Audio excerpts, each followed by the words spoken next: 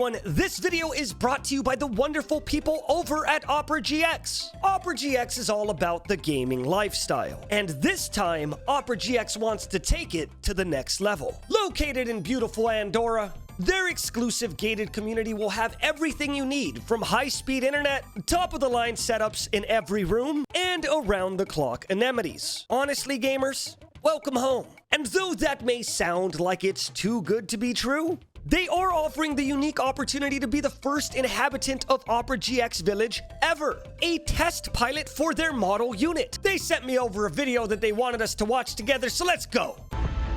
In the Pyrenees Mountains, surrounded by snow-capped peaks, lies a little patch of heaven on earth that you can call your home. That's the kind of place that gamers should be training. That's what Rocky would do, okay? Welcome to Opera GX Village, the first housing development being designed just for professional gamers. And I'm here to tell you how you can win a free stay in our first prototype home. But first, let's take a look into the future, everything we'll have on offer. Nestled in the heart of the European nation of Andorra, Opera GX Village is an exclusive gated community that's being built from the ground up with your very specific lifestyle in mind.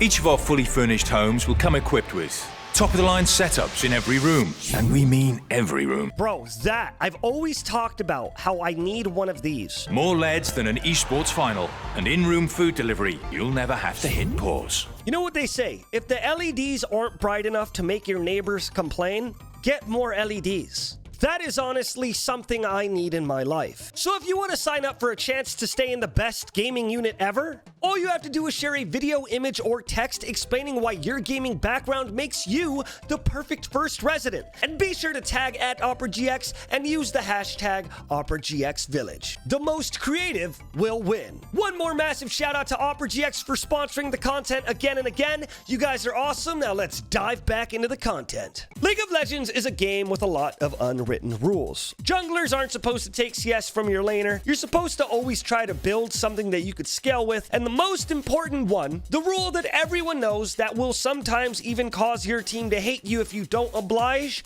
is do not die. Everyone knows that in League of Legends, dying enough times will label you an inter. People will think that you're trying to throw away the game and intentionally feed because you hate them as people. 99% of the time that's true, but 1% of the time it isn't. That's right, today I want to discuss a champion where dying is meta. The thing about this champion is that he is not that popular of a pick, or at least he wasn't that popular of a pick until a very famous and super cool streamer named the Baus FFs started popping off and playing him every second of every day. Of course, today we're going to be talking about Sion. This isn't a video where I'm going to be playing Sion. I just kind of want to talk about why it's okay to int on Sion. The Baus FFs, obviously, like, he's a god in his own right, but it's like Sion can get away with it. And no other champion can. You can't play Brand and be like, haha, good job on me. I'm 0-6 on Brand. But Sion, you can actually do that shit. F for Karthus, it's not always meta to die on Karthus. When you die on Karthus, like, it's fine, but you're not supposed to. Because I already knew a lot of people were going to come in and be like, but Karthus. You're not really supposed to die on Karthus. You can salvage a death on Karthus, but you're not supposed to die. The most important thing about Sion that everyone fucking knows, but I'm just going to remind you, is that Sion's passive is absolutely insane. Sion's passive, where he dies and then he can just run at you and beat the shit out of you, is really strong. His attacks deal an additional 10% max health as physical damage if you go Phase Rush and go Prowler's Claw, because Sion is a character that can go a bunch of fucking AD and still become tanky because of his W passive. You're able to become a nuke. In the middle of fighting, you become a nuke by dying on purpose. This with Phase Rush makes you such a fucking problem. Like, it not just in lane, like in team fights, this thing alone makes you a mess, right? It makes you unstoppable. Literally, people will blow more flashes away from that than I think fucking anything. That passive is already deceptively strong, and that is the only reason that you should go something like Prowler's Claw, right? Because if you go Prowler's Claw, let's just fucking buy it off the shelf, and you just boom, and then you're in the middle of a fight, and you die, you can quite literally... Oop, let me just die real quick. If you go Prowler's Claw, you can beat this guy's ass, get your phase rush, reposition, and then beat this guy's ass. You literally become a fucking problem. Boom, boom, boom. You can reposition with the Prowler's Claw. You do an insane amount of damage. That shit rips through tanks. It rips through ADCs. It rips through everything. So people will literally use a bunch of CC or flash away just to survive that. Another very, very, very crazy thing about Sion, and I did the math for this off stream, right, is that Sion gets 4 health for every small minion and then 15 health for every large monster or champion kill. Meaning, per cannon wave, Sion is getting, I think, 39 health per cannon wave, which doesn't sound like a lot, but it adds up. 150 health is equal to 400 gold, right? And if 150 health is equal to 400 gold and 39 health, you do the math there. 39 health is a pretty decent chunk. Another big thing, right, is check this out. When you go to Krugs, we're at 58 health right here, okay? We're at 58 health. You would notice that the Baus FFs, he always runs in and tries to take the enemy Krugs. And the reason why is because when you take the Krugs, each one of these motherfuckers is giving you another 4 health, and the big one is giving you 15. So we got like 100 gold worth of stats from that. A big thing about Sion that you would notice when the Baus FFs plays them, or when anyone goes int Sion, because it's becoming a very relevant thing because everyone wants to be Baus, is that he griefs multiple times just to kill the wave. Let's say the enemy jungler comes up and jumps him here or whatever. Obviously, he's drawing aggro. The enemy jungler can't do anything about them getting dragon. Or the enemy mid laner is going to come up to kill him and can't do anything about them getting dragon. Where he dies, and then he uses his fucking passive to just cut the wave. And originally, it's like, okay, you get a wave. You're getting bonus stats from it, right? You're still coming out not ahead here.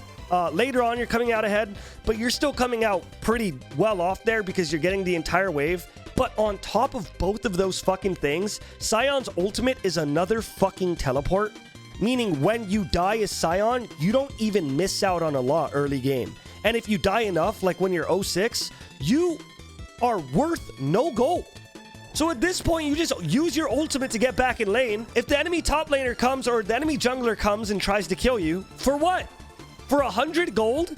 While all you're doing is running into their Krugs and dying to get bonus health? And then obviously we could talk about how right now there's a very, very, very hilarious and funny item called Hullbreaker. I feel like ZZ Rock came out and everyone was like, yo, I hate that. Remove that from the game. We don't like split pushing. And then they released Banner of Command and everyone was like, yo, I hate that. Remove that from the game. We hate split pushing. And then they went, you know what? Let's put in Hullbreaker. Anyways, Hullbreaker becomes this problem because now if you play Sion and you're across the map, even if you're dying, later on in the game, you have an extra fucking 1,000 worth health and you have Hullbreaker keeping you alive for longer because you get a bunch of resistances. So wherever Sion goes later in the game when he could afford more items, killing him is just not fucking worth it. It's so not worth it to go after a Sion because of how long it takes to kill him and because of how slippery the ult makes him. All of this stuff would be a lot less bad if it wasn't for the fact that Sion benefits so immensely off of Demolish. If Sion comes over here and he proxies and he just fucking cuts the wave, he could literally just be back here. Enemy top laner has to sit here and catch this wave. He could literally just be back here. The second that your Demolish comes up, you could just run back and auto-attack the tower. Whenever you watch Baus play, you see him tactically come back, auto-attack the tower with Demolish, and then go back away to wherever he was doing. It's insane because the reason why you can int on Sion is because most of the times he's coming out ahead anyways.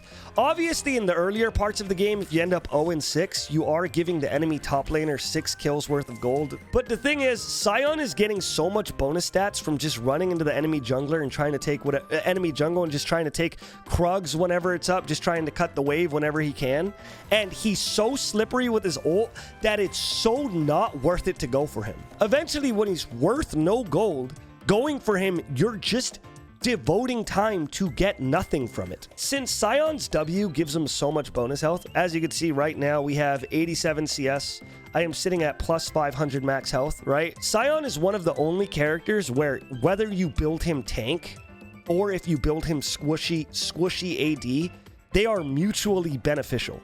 Because if you build him squishy AD, right? If you build Sion as a squishy AD character, fucking number one, he's not squishy at all, as we know. But number two, as AD, look at the scaling on this fucking Q.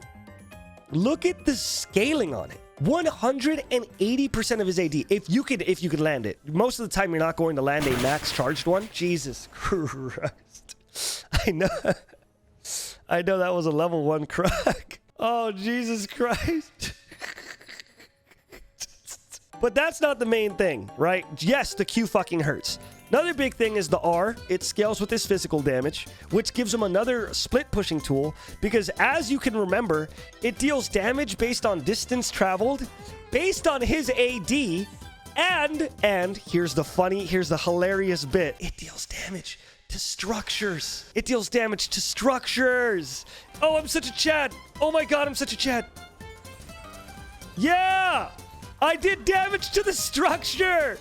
And then I got the demolish off. Look at that. Sion can do this hilarious thing, like we were just saying. He can do this hilarious thing where you could build him like this, or if you want to. And when I say like this, I mean like you could also get a Youmuu's Ghost Blade. You can get a Titanic, you can get a Thornmail, whatever the fuck you want in your build. You can get a Titanic. Titanic is an insane item on Sion because it gives him AD and it gives him auto attack damage based on bonus health. Youmuu's makes this fucking thing even worse to deal with because now you're dealing with this. Boom, boom, boom. Boom, boom, boom. Boom, boom. Look at this shit, man. It's ridiculous. It's ridiculous. And that's the thing. The most impressive thing about Sion's AD build is his passive is an absolute fucking problem. Like his passive dealing max health physical damage, right, is so insanely nutty. It's literally the best post-mortem passive. Yes, that includes Karthus. So when we started this, everyone in chat was spamming, what about Karthus? The difference between Karthus and Sion is that since Sion has a way to get back to where he needs to be, when Sion dies, he's not missing out on anything.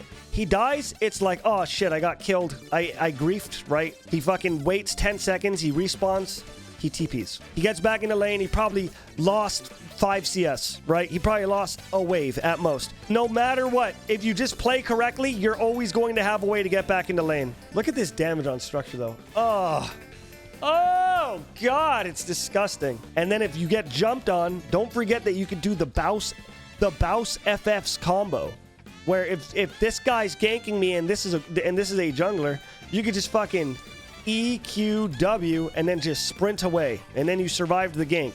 It's insane how good it is to int on Sion.